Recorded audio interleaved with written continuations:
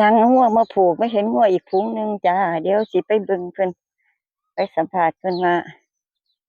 เลี้ยงงัวแต่เช้าคือกันเด้อพุ่นเดี๋ยวเห็นนะคะเดี๋ยวสิไปเบิ่งเลยค่ะเด้อถามเพิ่นก่อนเพิ่นสิได้งัวตั้งหลายโตเลยนี่เพิ่นอืมอยากมาเห็นพอดีเพิ่นเอางัวมาปลูกแต่เช้าเลยถามเพิ่นก่อนนะจ๊ะเนาะอยากไปนำทางถามเพิ่นก่อนอืมโอ้ให้อ้อยนี่เขาก็ตัดละตัวเจ้านายก็เกิดเจ้านายก็บ่ได้เลี้ยงติเนาะนี่ให้อ้อยเขาอยู่ไกลเนาะ ยังไงก็บ่ได้เลี้ยงแล้วให้อ้อยอยู่ใกล้ๆนี่ย่านกินของเพิ่นสิปรับเอาค่ะมาเห็นแล้วใกล้แล้วป๊างัวเพิ่นนี่เคยสัมภาษณ์มาแล้วเทื่อหนึ่งจ้ะเพิ่นมาให้ FC เบิ่งแล้วเทื่อหนึ่งอาโอ๊ยหลามกินเพื่องก็ดีแล้วแหละบัดนี้ป้าอ้อยนี่ขึ้นคือสิยากเนาะบ่ใครแหน่ถ้าเขาบ่ปลูกก็ใครแหน่มันสิได้เลี้ยงงัวแหน่เออเฮ้ยเบิ่งงัวเพิ่นติล่ะโตบักเบิ่มเริ่มเลยหลามแต่เช้าได้กินฟางเพิ่นว่านี่จ้ะงัวเพิ่นตัวใหญ่จ้ะ มีแต่ตัวใหญ่ๆเลยขอกนี่มีแต่ตัวใหญ่ๆเลยอืมมันมีอ้อยกินมันก็กินดีแล้วนี่กินใบอ้อยโอ้คันแม่นงัวเฮามาคือสิกินใบอ้อยเลยนี่ใบอ้อยแห้งเนาะกินกินเลยแหละนี่แต่เช้านี่เดี๋ยวมื้ออื่นจะเอามาฟังนี่สิเอามากินอ้อยแห้งก่อนมื้ออื่นเอามากินทางนี้แหละใบอ้อยแห้งนี่มันก็หวานคือกันเด้เด้อค่ะเด้อ FC เด้อเบิ่งงัวเด้อเพิ่นเบิ่งงัวเพิ่นพู้นเจ้าของเลาไปทางพุ่นน่ะของเลาไปลามใกล้ๆลามยาว มาแล้วก็มี1 2 3 4 5 6 7พุ่น7ตัวมีแต่แม่ใหญ่ๆกับลูกน้อยก็ใหญ่น้อยก็ใหญ่ใกล้กันบ่ได้เดี๋ยวมันสิชนกันแล้ววะเอ้ยเบิ่งงัวเลาเอ้ยเรามีวิธีเลี้ยงงัวให้อ้วนอย่างขนาดเลยนี่โอ้ย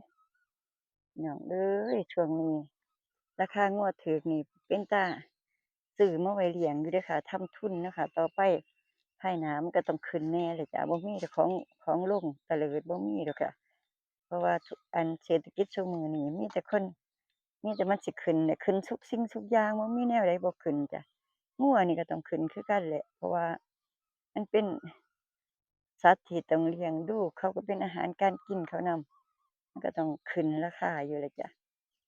จั่งใดพ่อแม่พี่น้องมีทุนทรัพย์แหน่เนาะค่ะก็ซื้อไปเลี้ยงเนาะค่ะเพราะช่วงนี้งัวถูกจ้ะงัวถูกสัก8,000-9,000หรือ7จักเจอจักหมื่นกว่าๆแบบนี้ก็ได้งัวเลี้ยงงามๆแล้วจ้ะ ก็ซื้อมาเลี้ยงนี่ค่ะเด้อก่อทุนไว้ก่อนอือก่อทุนไว้คันไผเพิ่นมีหลายเพิ่นก็ซื้อหลายโตไว้อันนี้เพิ่นก็ซื้อมาจากพู้นไกลอยู่ภาคกลางซื้อมาจากจันทบุรีเพราะว่าทางนั้นเขาบ่เลี้ยงเขาก็เลาะมาเราก็ซื้อมาเลี้ยงไว้เองคนเฒ่าอายุเลาก็ตั้งสิ80แล้วแล้วก็ยังเลี้ยงงัวถ้ามันมีทงมีทาเลี้ยงมันก็ดีกว่าบ่มีงานหยังเลี้ยงเนาะค่ะเนาะช่วงนี้ยิ่งแต่งัวถูก แต่ก่อนนั่นโอ๊ยสมัยแต่ก่อนอีก3 ปีหลังน่ะค่ะงัวอย่างแพงเลยตัวน้อยๆส่ำนี้อะนี่ส่ำนี้ก็12,000 13,000เด้อค่ะสมัยแตะกี้เดี๋ยวนี้7,000-8,000ก็ได้จ้ะนี่เดี๋ยวนี้มันถูกลงแรงเพราะว่าจักเป็นอิหยังเขาปั่นราคาให้ลงเลยงัวควายก็ลงเลยแต่ว่าลงได้ก็บ่ลงดนดอกยายว่าลงได้ลงดนบ่ลงดนเพราะว่าของมันแพงซุอย่างแม้แต่ผักแต่หญ้านี่ก็บ่มี10 บาทมี20ขึ้นไปแล้ว มันก็มีแต่แพงๆอะ10 บาท20มีแพงหมดคันมีทุนทรัพย์อยากลองเลี้ยงงัวเด้อค่ะอย่าลืมนะคะช่วงนี้ราคาเหมาะที่สุดนะคะสำหรับมือใหม่เนาะค่ะสำหรับมือใหม่อยากเลี้ยงงัวนะคะเพราะว่าราคามันถูกอยู่ค่ะราคาถูกอยู่มันก็สิเป็นประโยชน์กับเราอะเราก็ลงทุนบ่หลายเนาะค่ะลงทุนบ่หลายเราก็สิได้งัวมาเลี้ยงเนาะค่ะเนาะจ้ะเลี้ยงแล้วปล่อยแหน่เลี้ยงแหน่ ทางนี้หญ้าหลายอยู่หญ้าหลายอยู่พอได้เลี้ยงอยู่นี่พอได้เลี้ยงมันอยู่ให้ลามได้จักโตแล้วลามเสร็จแล้วบ่ป๊าเบิ่งยามันกินฟางเนาะมันกินดีอยู่โอ้เฮาสิเอามาทางนี้ล่ะมื้ออื่นอีจอยเฮาบางทีเฮาก็สิเอาอันนี่อีเปนี่ลูกมันลามสันๆแถวนี้ลามสันๆแถวนี้ก็พอสิได้กินอยู่ดอกน้ำสายใดครับมันก็ต้องข้ามไปตั่วล่ะโอ้เอามานำรถก็ได้เอาขี่มางวดตัวเดียวงวดตัวเดียวเฮาก็เอามานำรถแหละ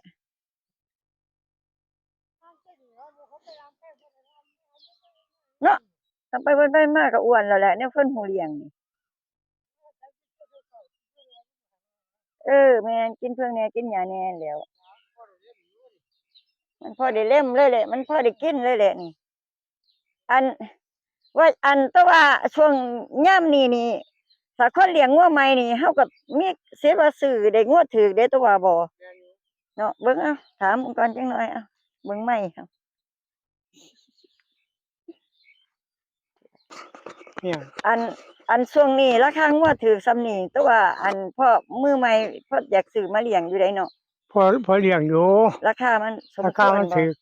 อืมพอเลี้ยงไว้อยู่ประมาณส่ำนี้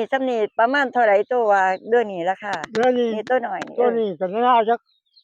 ยายแล้วก็6,000 7,000นั่ยาน มอยู่ตัวแม่ส่ำราคาประมาณนั้น 8,000 สำหรับมือใหม่เด้อค่ะเด้อพอซื้ออยู่เด้อค่ะนี่ถามผู้เพิ่นเลี้ยงงัวมาหลายปีแล้วเพิ่นว่า8,000ยายหลายเพราะว่า3ปีหลังมาหันเนี่ยราคาสูงแรงโพดเนาะสูงแรงแล้วนั่นสูงแรเดี๋ยวนี้งโพดพอพังแน่อยู่แม่นแต่ว่ามันบ่ถึงขั้นถือแข้งหน้าก็พอเลี้ยงมันบ่ทันถึงสายสึกแรงพอเลี้ยงอยู่นะคะเนาะ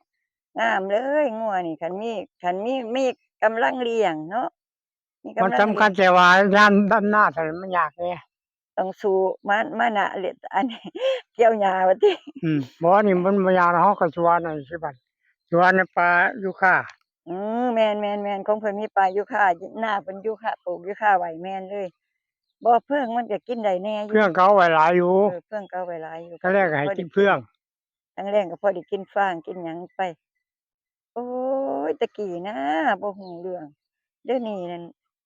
กว่าเพิ่นสิเลี้ยงงัวใหญ่งัวงามปานนี้เพิ่นก็ต้องมีวิธีเทคนิคแหละจ้ะกว่าได้เลี้ยงได้หยัง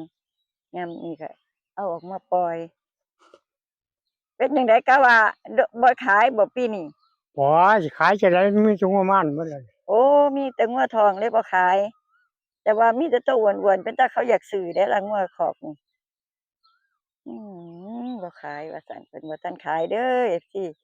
คอกนี้เพิ่นบ่ทันอยากขายเพิ่นว่างัวเพิ่นกำลังท้องอยู่นั่นน่ะก็สิออกเมษานี่แม่ขาวใหญ่แม่ขาวใหญ่พุ่นเด้อค่ะแม่นี่ก็ทับได้ไกล3เดือน4เดือน2แม่นๆโอ้โฮ3-4เดือนมันมีแต่ตัวใหญ่ออกๆค่ะไล่ๆกันหมดเลยออกไล่ๆกันเลยอืมเออคนละมื้อสิห่างกันนี่แต่เมษานี่ครับสิห่างกันจักหน่อยห่างกันเดือนเมษาบ่เป็นหยังฮอดเมษานานนะเมษาสิถึงนี่แหละเมษาสิถึงนี่สิเมษาใกล้ๆนี่แล้วสิออกแล้วสิออกแล้วเพิ่นก็สิได้หลายโตตั่วนี่มันก็สิ10ได้หลายกว่าโตติบัดได้10กว่าโตเลยแล้วบัดนี้เออโอ๊ยจะแม่นอยากเลี้ยงงัวแบบเป็นแบบทับได้ดูๆคือเพิ่นจังซี่เด้มันต้องเลี้ยงเข้าใจงัวมันงัวอ่อนน่ะจังสิได้บ่แม่นงัวน้อยทั้งนั้นลักแล่นมาในเขาซะแล้วบ่งัวมันแต่คือโอ้เห็นผู้ใดสิรู้เห็นเขาก็ชนลักงัวไผเขาไปลามพูนลามหน้าใหญ่อืมลามเลาะๆนี่ก็บ่ทนกินแล้วพอได้กินอยู่มันมาเบิ่งเอามันมาเบิ่งมันออกมามันไกลเฮือนนำเนาะอาศัยว่ากินมันก็พอได้เล่นได้หยังงามอยู่มันนี่ก็จังซี่มันก็ดูดกินนี่นี่แหล้วปลาอ้อยนี่แหละถ้าว่าเขาบ่เอานี่นั่นตัวนั้นนี่เขียวงามดูดกินเอาหลานจะหนีว่าอีมื้อนี่ล่ะมื้นั่นแหละอวาน เขาก็ว่าเห็นแต่มะลามทั้งนี้เองน้ำก็ง่ายๆเอามาให้ได้กินเออว่านี่ก็ไปเฮ็ดหมูซอยเขาจักค่ำมืดมืดออกมาย้ายเพิ่นผู้เมางัวจะหาย เขาก็มาคำคือกันว่าไปเบิ่งงัวทั้งพุ่นทั้งห้วยศีลไปย่างเลี้ยงมันแหน่ว่าลิต้นมันก็เลยไปทางพุ่นก็เลยว่าอันมาทางนี้อันให้เอาเขาพอเกตัวปล่อยงัวไปให้เมื่อวานนี้ ฝากไปให้ในเด้อปล่อยงัว พอ ไป จะ ให้ เลิกอยู่อันทุ่มหนึงเมื่อวานจะแล้วก็ โอ้ทุ่มหนึงก็ได้กินยาดีอยู่ นี่ยามเฮาลามื้อนั้นว่าใกล้ๆให้ยายเพิ่นเมาพอดีเมียเขาโทรมาให้ไปเฮ็ดหมูให้เขา อ๋อ 2 โต งานเพิ่นมีงาน งานศพเขา เออ อันนี้ก็ช่วยเหลือสังคมไปจังซั่นแหละตัวอย่างซุแนวต้องมีการช่วยกัน นี่รามแต่งานนี่ก็ได้แล้วเนาะนี่เนาะ งานนี่ก็ทำได้หลายโตเท่านั้นก็ย้ายไปพุ่นบัดนี้เขาก็ย้ายมาวันนั้น เออ ทางพุ่นงานพาไปพุ่นเด้ ถ้าก็ย้ายงานแล้ววันนั้นน่ะ เพิ่นเขากายไปเนาะ สาย้ายบ่ย้ายขี้ได้ว่าไหนมีหยังงานนี่เขาบ่แม่นงัวเขาหลายโต เขาก็บ่อยากอยู่ไกล แม่น บ่อยาก บ่อยากอยู่ บ้าน ไกล งัวสินเมื่อวานมันมาฮอดพี่ได้นี่ มันมาว่าพี่นี่มาเขากิน เฮาย่านเขาป้าองค์ป้าอ้อยเขานี่นะ หัวหน่อย มันสิลามฮอดงัวหมู่ใส่เฮา มันหูอยู่งูเห่าอีกแล้วมันบอกเขามาจอบเบิ่งหลายเทื่อแล้ว โอ้บ่อืม มาจอบเบิ่งมันงูเห่าน้องว่ามันสิมีงูน้อยๆ3โตโอ้5โตมันน่ะเขามันน่ะมันหูขนาดมาไว้เห็นไงเฮามันหูเพราะว่างูเห่าบ่เข้าแม่นอยู่ลูกบ่เข้าจริงอยู่หรอกก็บ่เข้ามันว่ามันหูหมดแหละมันหูว่างูเห่าบ่เข้า อย่าลืมนะคะ FC เด้ออย่าลืมกดไลค์กดแช อ่ะ ร์ยามาผู้ผานี่เด้อจ้า สวัสดีจ้า